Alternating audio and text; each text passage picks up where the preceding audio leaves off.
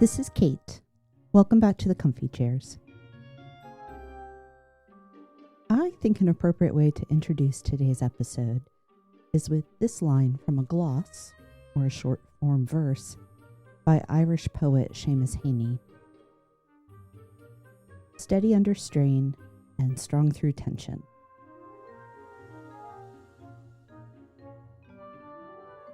An essential element of both leadership and learning, our first preoccupations here at the Comfy Chairs, is adaptability, or the ability to move through a challenge and make changes while still remaining strong.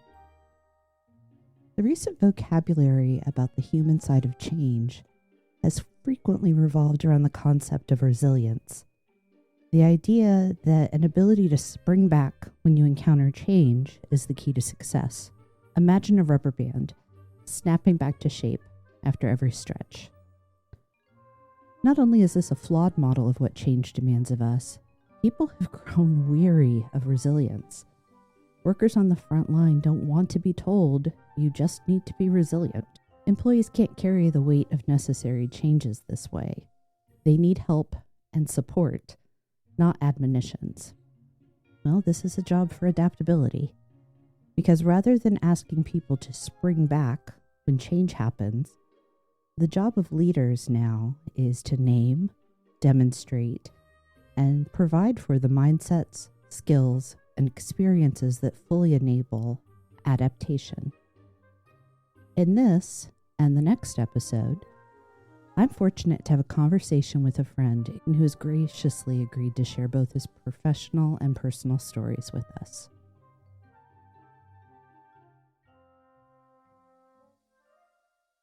Mr. Bebbington, please. Well, thank you for having me here. It's an absolute privilege. Thank you. My name is Wright Bebbington. I guess it'll come up originally from Ireland. Mm-hmm. And I've known Kate for several years. Really, is it 8 years? It was right before Nate and I got married. Okay, yeah, wow. Yeah. Quite a while. And it's gone fast. And it's been lovely. But I've been living in the US for a little over 11 years now, and I work for a wonderful company, Select Additive Technologies, and we are a distributor of industrial 3D printing equipment to the manufacturing industry. Mm-hmm. Yeah, so as I was thinking about topics I wanted to include in Comfy Chairs episodes, one of the ones that is constantly a discussion when we think about leadership and obviously learning is adaptability. Mm-hmm. And I like to come up with topics and list people and play a little matching game in my head. And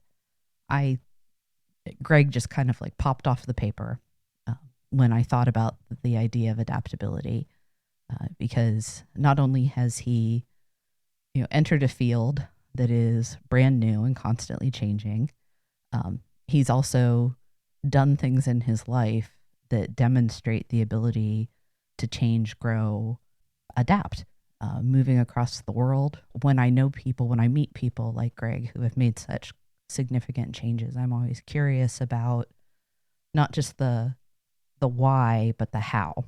I'm very glad that you're here today. And I think the place for us to start is, before we continue to throw the word adaptability around, to define what it means. And I've got the dictionary, the etymology behind it. Of course you do too. Yep. But let's set that aside for a second and let me ask you, when that word comes up, what do you think of first? That's a really interesting question. For me, adaptability is just being able to take whatever is being thrown at you, right? Mm-hmm. Without, I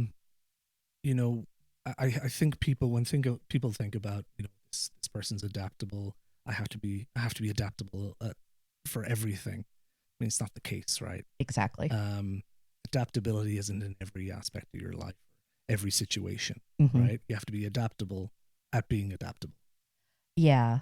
The last person I interviewed, Erin, she said several times in that conversation that context matters. Exactly. And yeah, absolutely. that's universal. Absolutely. absolutely.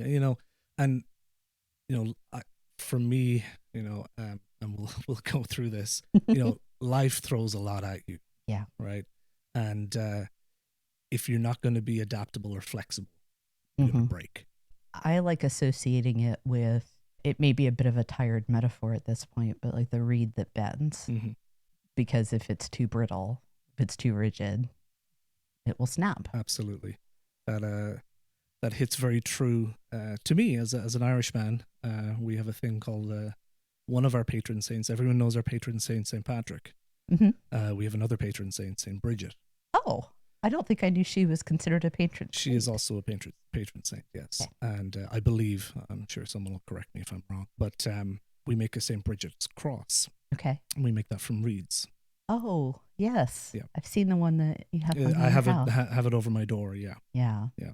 Yeah. And that is, you can make it from that because it bends. Exactly. What a fun little connection. Well, so you also went and studied the meaning of adaptability. Let's talk about that for a little bit.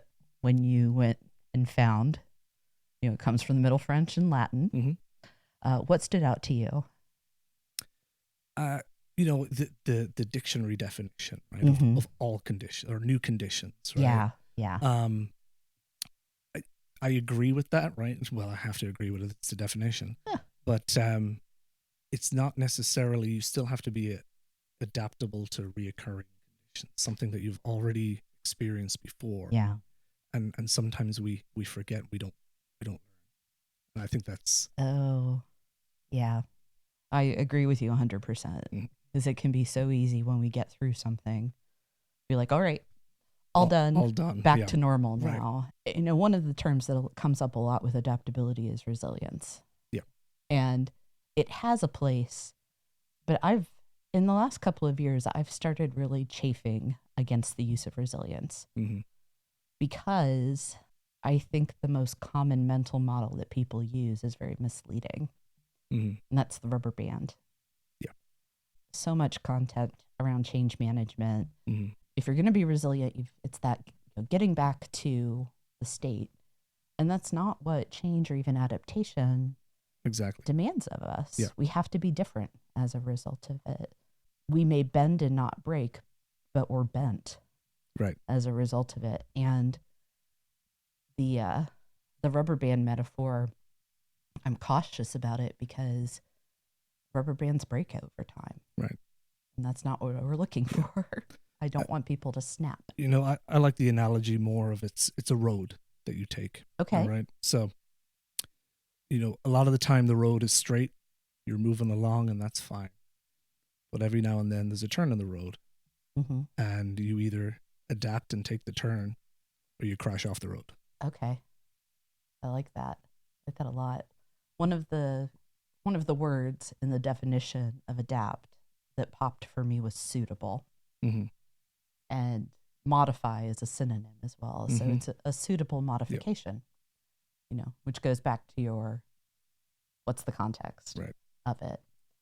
I also love when you get into the derivative understanding of the original roots of the word, that there is a sense of intention, that it's this idea that we are prepared or put into a position and made ready, being put into a position, being prepared and ready for the circumstance. Mm-hmm. I believe the conversation about adaptability is ongoingly relevant. Mm-hmm. It's not going anywhere. No. Change is actually the one thing that we can count upon. It's been accelerated over the last few years, and anybody watching the news is seeing with AI, with workforce needs, that we are on the cusp of another big shift. And so we all have to be, leaders especially, adaptable and ready to change and alter and take the turns. And that's why I thought of my friend Greg. And I think other than asking, how do we define it? My next first question for you is, before I reached out and said, I want to talk about adaptability, Greg, I think you're the right person. Did you think of yourself as adaptable? I guess before that, no, not really. Yeah. I guess I didn't really think too deeply about it. I just, I am who I am. Mm-hmm. And, what you can only deal with what's put in front of you. Yeah. Right. In short, no, not really. Okay. It's not something I wouldn't say that was my overwhelming quality that I would pinpoint. I think that gives us an interesting opportunity to have a conversation about kind of that unconscious competence. Mm-hmm. Because what I heard you say as we were getting everything hooked up is that, oh yeah, I do know. Mm-hmm. I do know what this looks like. Mm-hmm. I have had the experiences. Yep. Yeah. I think some of it also is that the Irish condition. We don't like to be very boastful about ourselves. Anyway. That's fair. So, as you've been reflecting on this, what does the ability to prepare and modify, in your opinion, what does that look like out in the world? Out in the world, I think you have to look at things you try to look at things from all perspectives. It's very difficult at times, right, to understand what someone else is thinking, what their meaning Mm-hmm. behind what they're saying or doing is. But I think taking a step back and, the old thing of, count 10 seconds before you respond, right? But I think that trying to reflect on what the meaning behind something is. Actually, interestingly enough, today I was just watching, there was a tribute to the Irish singer Shane MacGowan. He passed away a couple of days ago. And one of his colleagues, Glenn Hansard, another famous Irish musician, was talking and reminiscing about Shane. Oh, the Pogues. The Pogues, yeah, exactly. Thank you. So he was talking a lot about him, but one of the things he said that Shane would always tell him when he's writing lyrics or thinking of lyrics is find the truth. Mm-hmm. Find the truth in that lyric that you just wrote. So I think thinking about what's being said and finding what the reality really is, because we like to connect the dots before the dots are actually there. A lot of times we come to our own conclusions, without taking into consideration what someone else is saying. The thread that connects for me immediately is this idea of awareness. Mm-hmm. That there has to be awareness of yourself. What's my default setting, if you will? And then, am I aware of the circumstances and the other people? And am I not presuming that my take on things is the right way? I'm also kind of seeing the connection to what you were telling me before I hit record about some of your earlier jobs working in menswear and retail mm-hmm. with different customers and clients, so that what's true for this individual seems to be part of Absolutely. the skill. Absolutely. I mean, I go back to, I worked in men's retail for a long time when I was in college and a little bit afterwards as well. You never know who's going to walk through that door. Mm-hmm. And, the aim of the game is treating everyone the same, but you have to interact with them in different ways. Yeah. Right. So like I said, before we started recording, the bricklayer that came in on a Friday, to get some new clothes to go out to have a few pints on a Friday night or a Saturday night, you're going to interact with him in a different way than, let's say, the politician that's coming in for a suit. Yeah. It's a different, and you have to be very, very flexible and do it at a drop of a hat. Yeah. But also can't force it. Yeah. Well, I like you're treating everyone the same, but not really. Right. And that's a lesson for leadership. Mm-hmm. I had an employee once she was my top potential person and a very small team. Mm-hmm. That top potential person came to me one day, like, you have higher expectations of me than you do of so-and-so. Yeah, I do. Here's why. Mm-hmm. I know that you're capable of this. I know what your aspirations are. I believe we can get you to that point.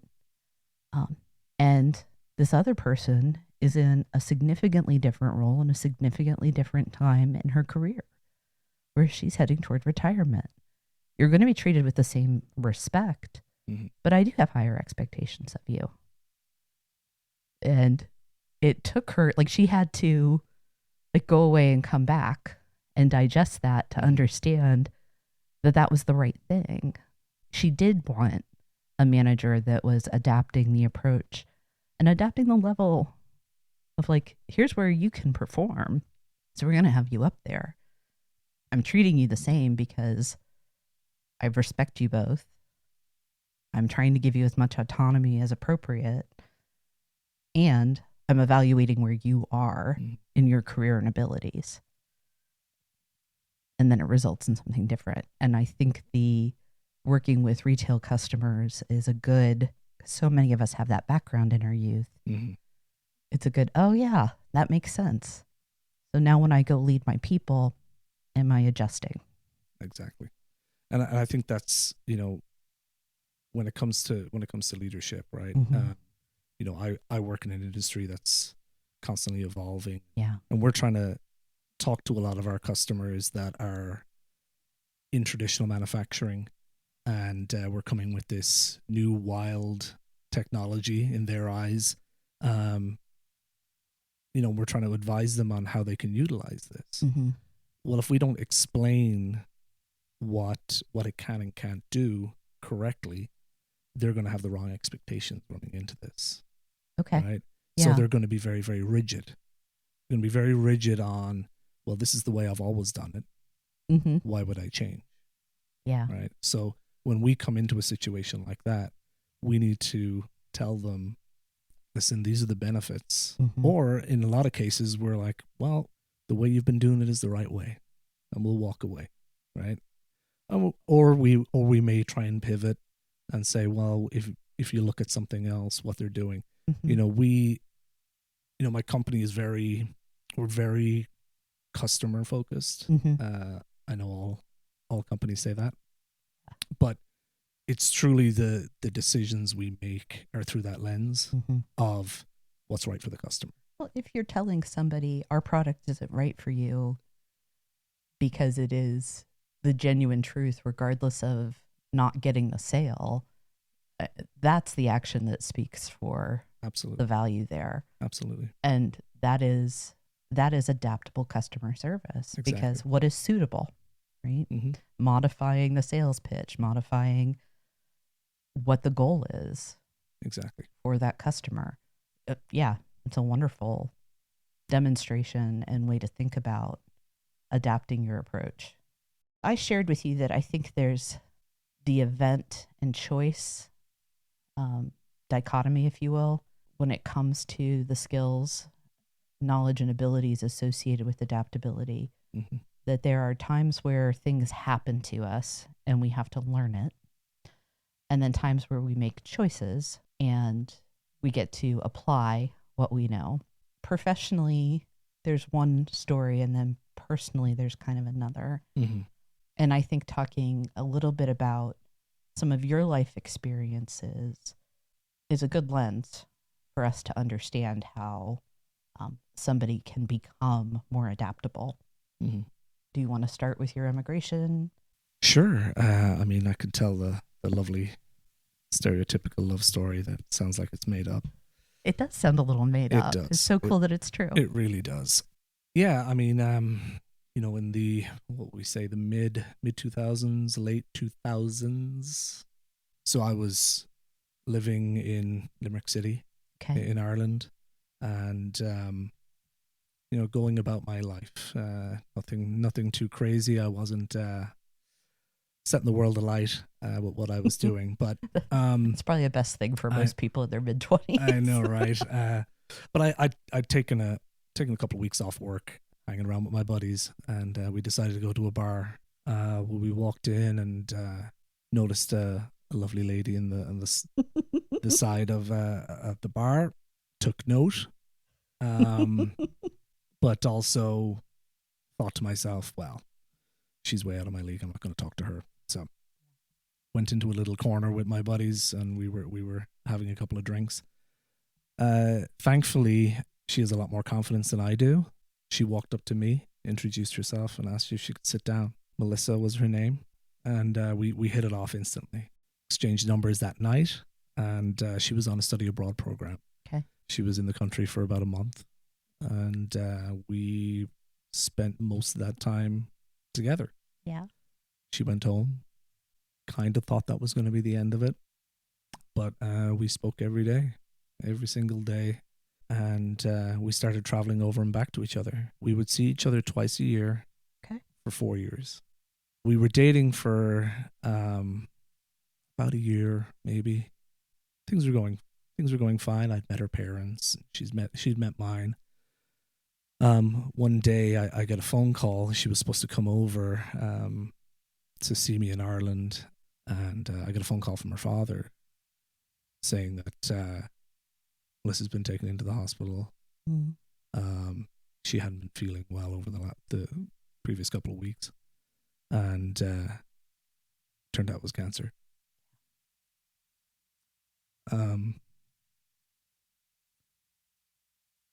I immediately dropped everything I was doing, took out my credit card and didn't think about it, and jumped on a plane to go see her. So she had just gone through surgery. Everything had gone well. It was colon cancer.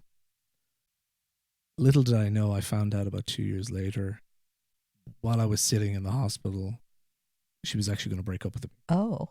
Because she didn't want me to go through that. Thankfully, she didn't. She went through chemo, and we still spoke every day. After about 2 years, she went into remission. It was fantastic. This is going on 4 years of us dating, and I said, well, I guess this is going well. I should probably do something about this. So we ended up getting engaged. Yeah. And then the big conversation started about who was going to go where. Yeah. Big conversation, I bet. Big conversation. So, during this time, she had persuaded me to go back to college. She had just come out of remission. All of her doctors were over there. Ireland was still in the grips of a recession at the time. So, okay. For her to come to Ireland would have been a bit of a struggle, to find work. I drew the short straw and made the decision to move to lovely Ohio. It was a big step, right? To leave everything behind, all my family and friends. It's easy to get trapped into thinking about, well, this is what I'm leaving behind. This is going to make me very sad, all of this kind of stuff. But I also had the part of me going, well, I get to be with this amazing woman. There's a lot of opportunity out here. So I started looking to the positives then to kind of shun away the negative thoughts there. Not to say that they weren't there. There was always a little bit of apprehension, but obviously it went well. I'm here 11 years. It was a challenge coming over, though. You talk about adaptability. I'm looking at it going, this is an easy move. I know the U.S. I watch American TV all the time. I've been going there like once a year for the last 4 years. I must know it. Exactly. I speak the language. I speak the language, or so I thought. That was a big an adjustment for me. I get very frustrated when people don't understand me. So when I first moved here, my accent was a little thicker. I can imagine. You've heard how thick it gets. Occasionally when I have a beverage or two. But I had to adjust. I had to slow down my speech, enunciate my words, especially when I'm, I call customers over the phone. And you're trying to communicate, some technical stuff. That makes a lot of sense. You want them to understand you, and so the accent I speak with when my accent isn't too thick, I call that my work accent. My work accent has overflowed into my normal life now, unfortunately. Especially when I go home and everyone makes fun of me. Too adaptable. For saying trash and gas station and things like that. Oh. Yeah. What was the first kind of big, oh, this is different when you made your move? Do you remember?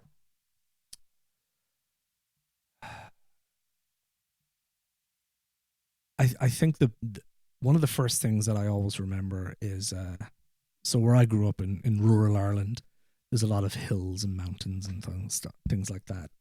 I remember flying into Ohio in the daytime and going, where are the hills? Where, like, No. it's flat as the eye can see. No, we don't have those, my friend. That was that was a big shock. Even the simple things, going to the grocery store, right? Yeah. You kind of take that for granted, right? You go into any grocery store in the US, it's kind of a similar layout, right? Mm-hmm. It's a little different for me. Okay. One example is first time I went grocery shopping, I had to get eggs.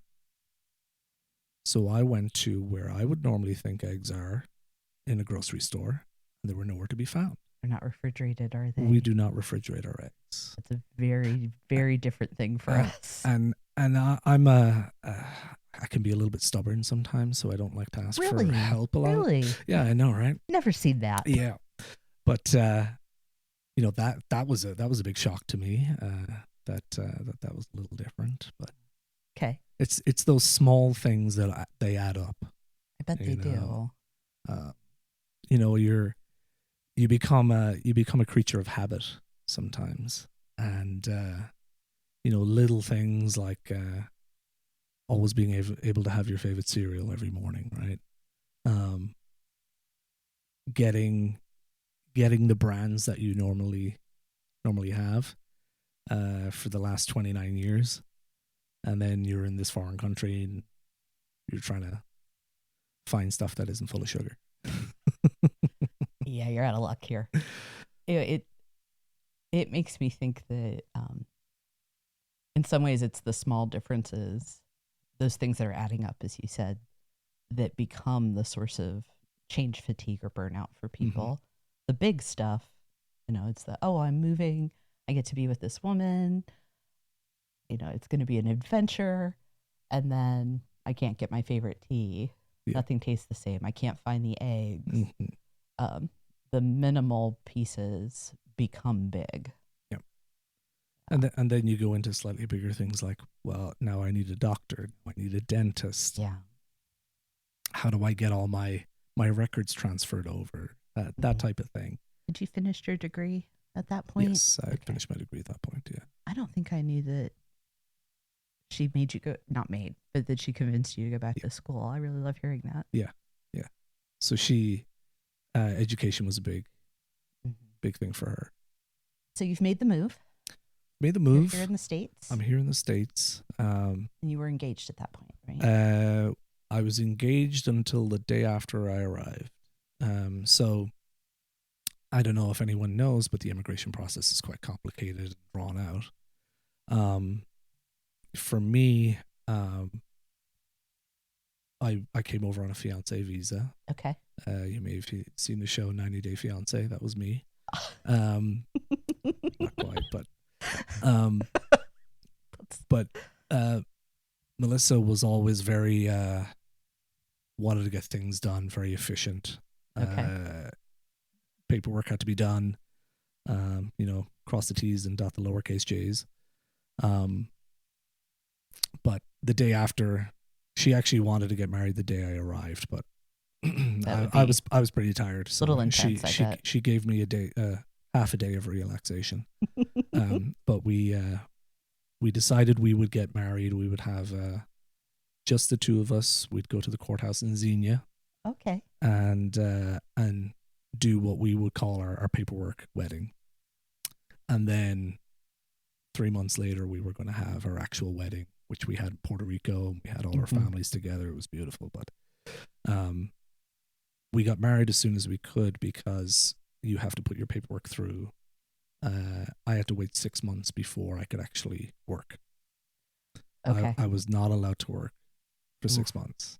And you've been working a long time. Since I was about 13. Yeah, that's speaking of adaptation. Yeah, so that was a challenge. Her father kept me busy, which was nice. Mm-hmm. He was moving to a new office, so I was the muscle, for lack of a better term. Dog's body. There we go. But that was very frustrating for me, not being able to work.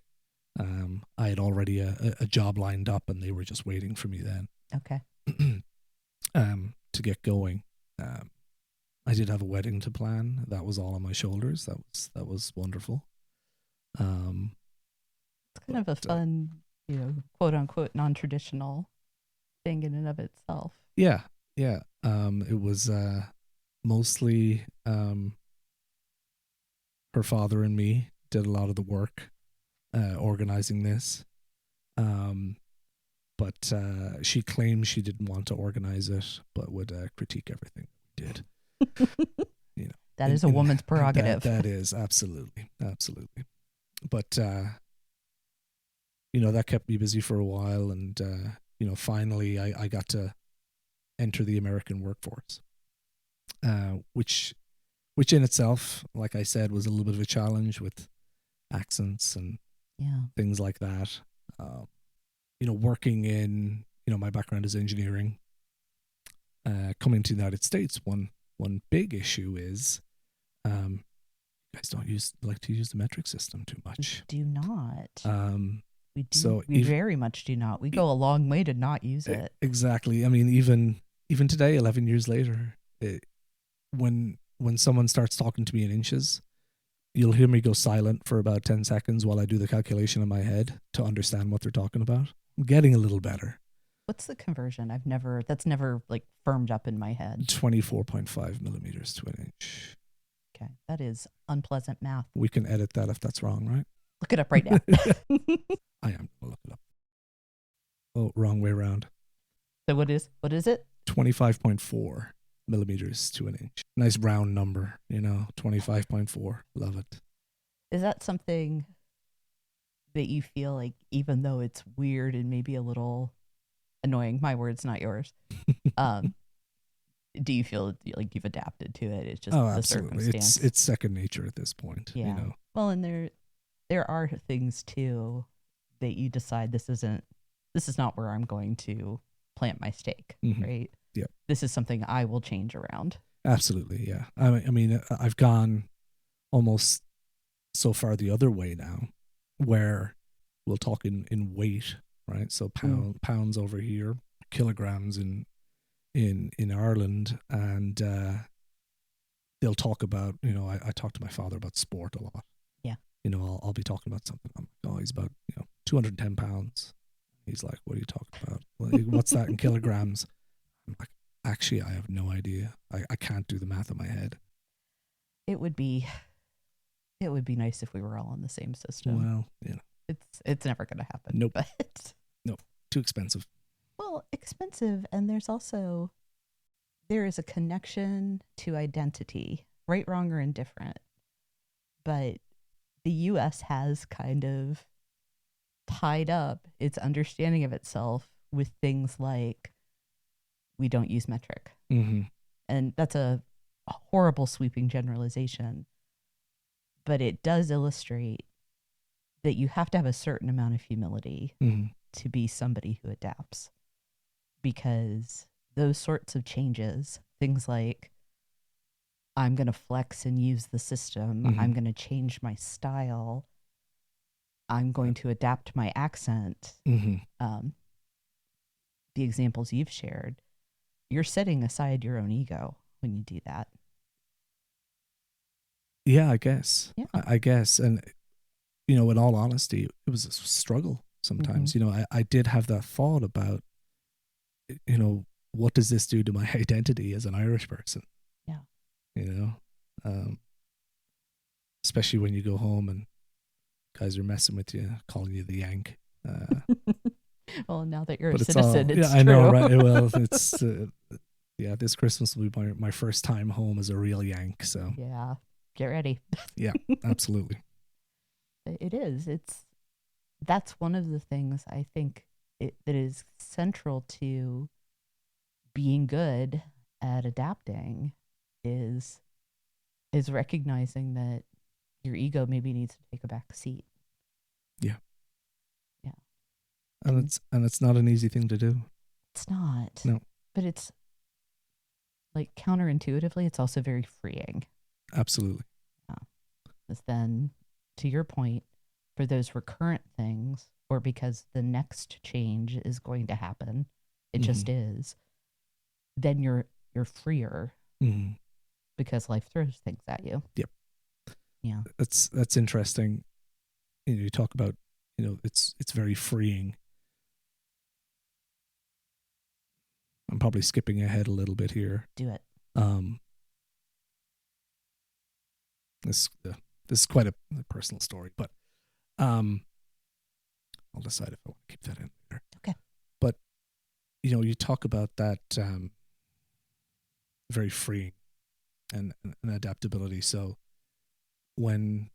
after Melissa passed away, I meet a lot of new people all the time, right? And no matter how much of my work accent I put on, they'll still hear a little bit of Irish, right? And it'll come up with this, where are you from? I hear a bit of an accent. I'll tell them I'm from Ireland, and the first question they'll ask me is, what brought you to the US? Guilty. Right? And for quite a while after Melissa passed away, I used to lie to them and go, just came over for work. And it ate at me a little bit.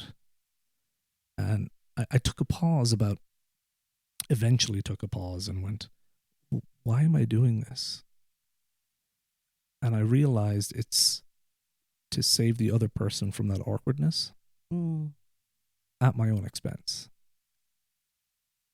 And I said, well, why am I doing this? So eventually I stopped doing that. And I would tell them my late wife was from Ohio and I moved here.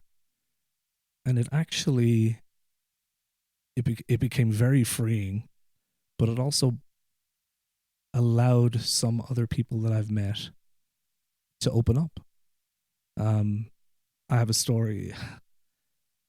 I was just recently in France for the Rugby World Cup, and I was meeting some of my friends over there, but I got there a little bit early and could check into my Airbnb. So I decided to go to a cafe, sat outside with all my bags, and there was a couple beside me, sitting right beside me, and me being one of never meeting a stranger in my life, struck up a conversation with them. We were talking for maybe 15, 20 minutes or something like that, and the question came up, so what brought you over to the States? And I told them, well, my late wife, she was from Ohio, and we dated for 4 years and ended up moving over. And the two of them took a look at each other. They both looked at each other. And I said, well, actually,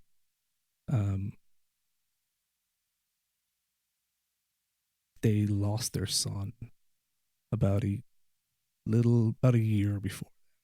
Sorry, about a year before then. It was actually a pretty high profile incident that happened that I was aware of. Okay.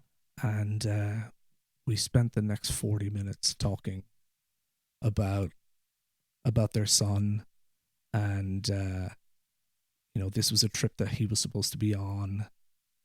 His younger brother was there, but his friends were taking care of him. And I mean, without being flexible or adaptable to share what I had to say, we wouldn't have had that experience with each other. It's those choices that you made years before set you on that path, that turn that you took.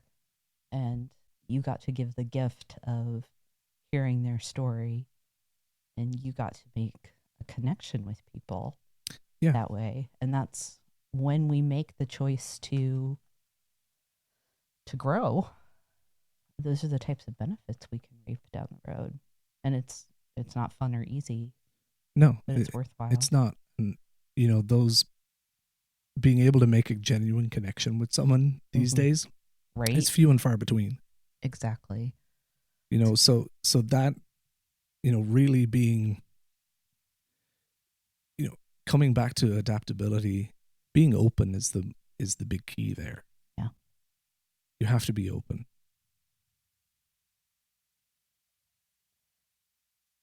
I do want to, and we kind of skipped from getting married to the news of Melissa's death. Yeah.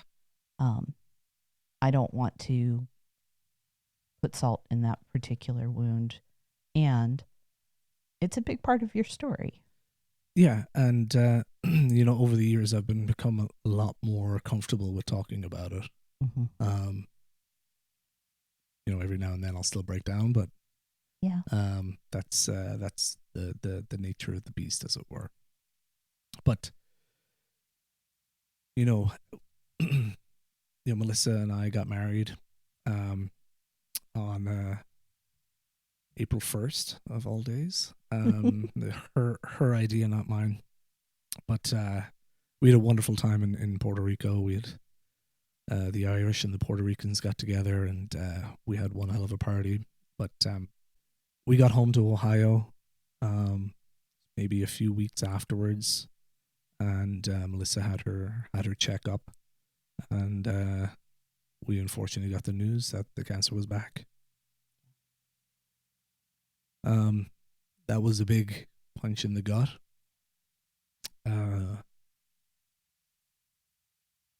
And stuff had to change again. I was just started work, and Melissa had to go back into chemo again. She went into chemo, and then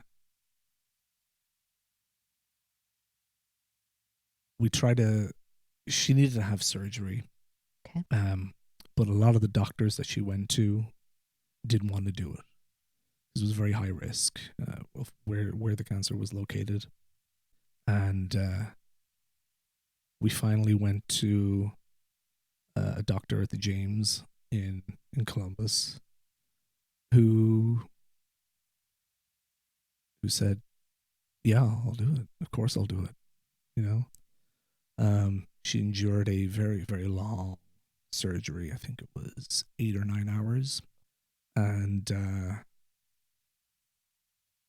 came out of it no problem. Melissa's a very tough woman, and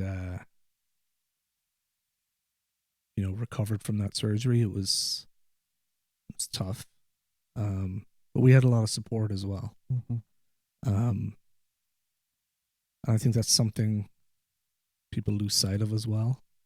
Tell me more about that. You don't have to do everything by yourself. One of the most important things about adaptability, right, is know when to ask for help. You're absolutely right, Greg. This is an extreme case where you have to go through this, but people go through this all the time, but they don't do it alone. And you need to, again, we talk about putting your ego aside a little bit, because sometimes ego can come into this. It's like, be stubborn, I can do this myself. But leaning on the people that are willing to help and understanding that you're not being a burden, that's very, very important. So this was, obviously it upended our lives for a while. And after the surgery and that, we thought things were going okay. And then a few months later, things started to look a little bit strange again. Numbers were going up again, and there was a little bit of confusion about what was going on. And we finally found out that the cancer had metastasized and had moved into her bones. Okay. We were still trying to look for hope somewhere. But unfortunately, Melissa lost her very heroic battle.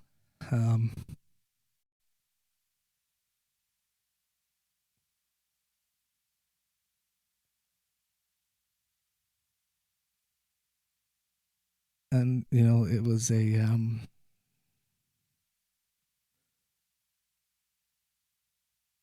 day that no one wants to experience. It's I'm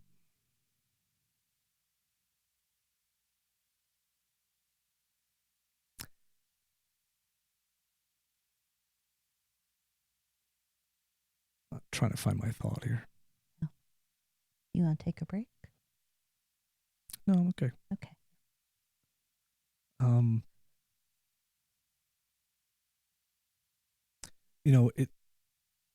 A day like that for me, this was the reason why I'd come to the United States.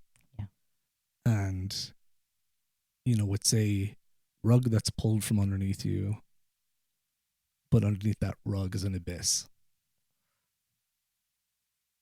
Oh. And Greg, that, oof. Not to minimize it, but what a visceral way to talk about what you experienced. Yeah, and I've had time to think about it. Lots of time. Too much time.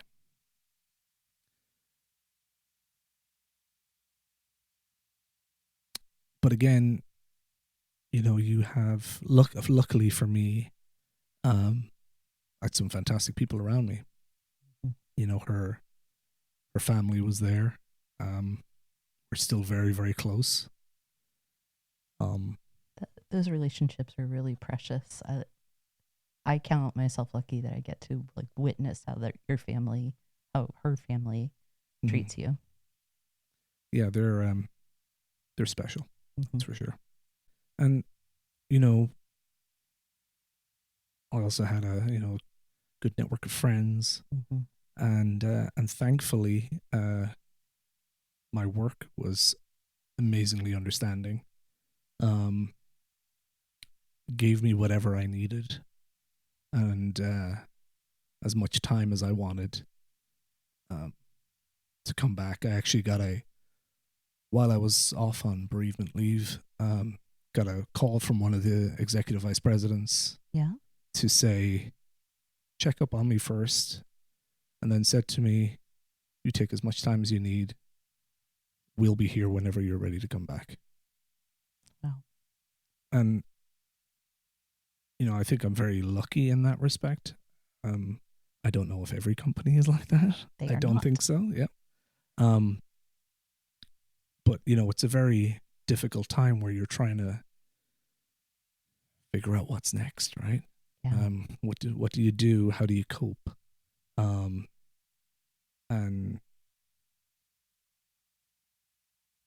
sometimes well, sometimes not. Well, it's something that you would never choose for yourself. Right. And what happens next? Yeah. And I think, when we talk in terms of adaptability, right? We'll go back to that. I think some people think it's an instantaneous thing that you do, that it's a physical act that you do, but it's not. Again, I go back to that analogy of the road. It's a journey. And sometimes the turns are the right turns, sometimes the turns are the wrong turns. Yeah. You miss your turn a lot. A lot of the time. Yeah. No, absolutely. And it's not instantaneous, and it's a combination of things that you do you get people to help you do. And, I used to use a little bit of a mantra of just put one foot in front of the other. And that's some days that's all I could do. Yeah. And if I can do that, I'm moving in the correct direction. Like I say, sometimes wrong, sometimes right turns, but you're still trying to move forward. Sometimes it's 1 foot. Yeah. You don't necessarily Absolutely. get to take like 1,000 steps. Yeah. Some days you get 1 step. And that's obviously the case with grief. It's also the case when people are faced with any type of life-changing event. Job loss. Yeah.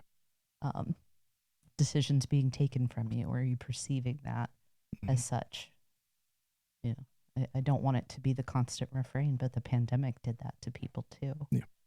And it's never about putting somebody's loss or circumstances, like on a scale above or below. Right.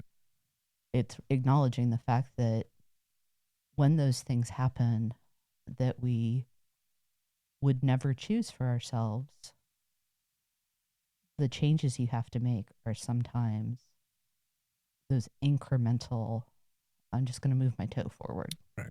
Because it's all I can do. And if it's all you can do, then you've done it. Yeah. You're right, though. It's not immediately.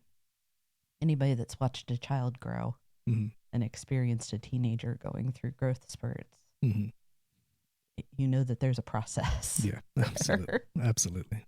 Yeah. Thank you for sharing, Melissa. I always appreciate that. Yeah.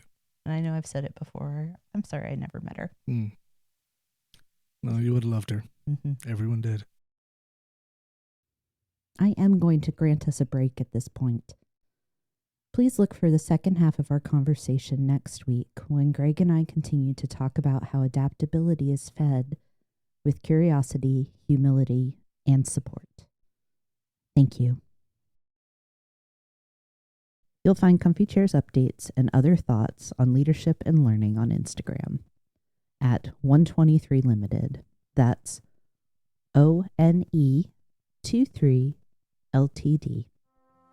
Until next time.